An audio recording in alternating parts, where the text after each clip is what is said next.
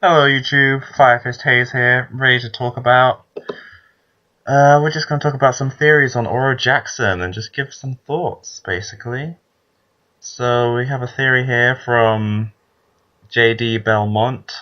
Perception of the revolutionary and possible relation to the world government. Oh, I'm not very good at reading, so I have a dramatic reader here to basically read. So, the first few paragraphs are saying about himself a bit. That's cool.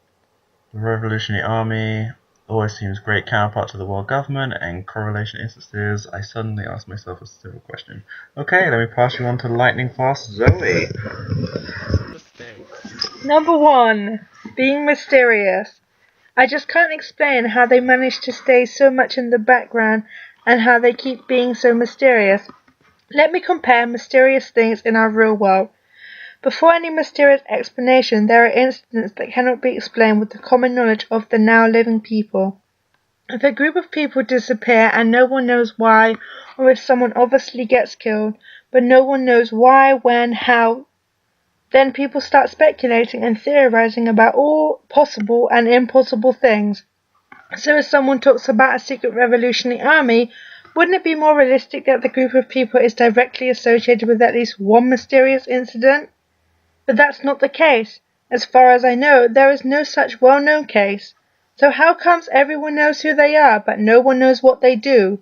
It should be vice versa. Everyone should know what they do, concentrate actions, and then people start speculating because of mysteriously missing pieces of information. Who are they? Why do they do that? An example of a realistically presented secret organization is the tried assassination of Mr. Icebike. It's an incident with many following questions.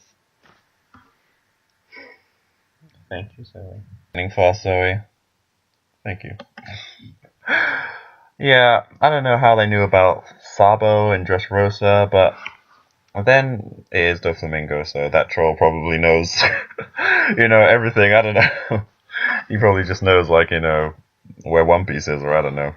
But we know a bit of what they're doing. I think it was said in some of the mangas chapters that I think Dragon said he was freeing towns from marines or corrupt governments or something like that.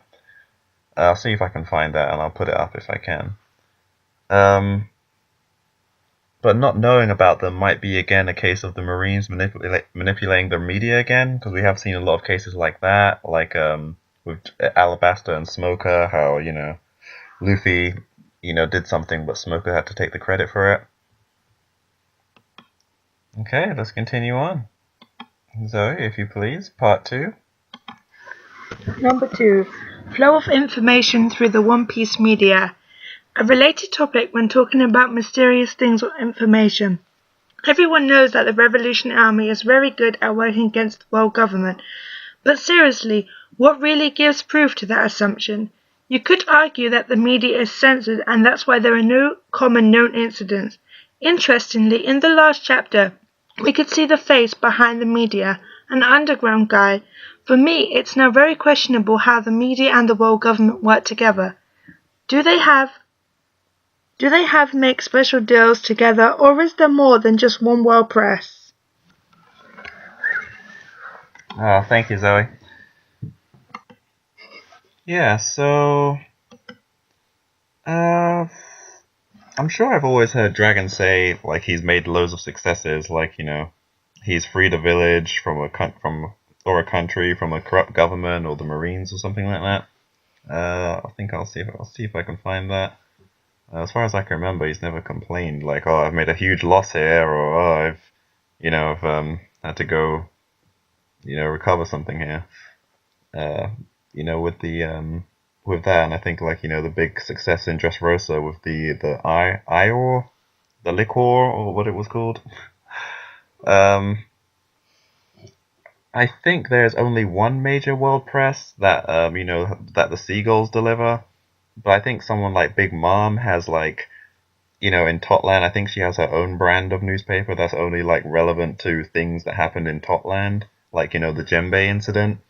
I don't think that was put all over the world. I think that was just in Totland. I think they were just reading that newspaper. But I think it might be in like how in our world, how we have loads of newspapers, but there's only like a few major ones. Like most of them are just kind of like rubbish ones. I won't name any. But in London we have like like one major newspaper that goes around to everyone and it's free, and the others you have to pay for. But some of them are just like more specific to specific things, like celebrities and whatnot.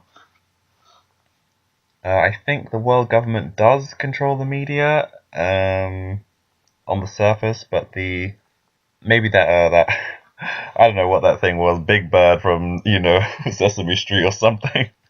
Maybe he controls the media from the he controls like the media on the surface as well as the underworld news. So news that happens specifically in the underworld that stays in the underworld, he would like regulate that. So he like tells people what they want to hear, but also tells the people that the important people what the real truth is. So maybe like he does something like that. Okay, so the last piece, Lightning Zoe, would you mind finishing up? Number 3, perspective of the world government. So, I came up with a strange idea. What if the Revolutionary Army actually has its origins by the world government? This sounds very strange, I know, but I came to this when I tried to take in the world government perspective, assuming that you are not only seeking for badass power, but also for absolute justice, like Garp. The Marines are the executive power of the world government, which means that they are placed over the world to guarantee security and stability. The Marines only intervene when there are people that do not behave like wanted. Sounds naive, idealistic, right? Captain Morgan was the first and best example of abused executive power.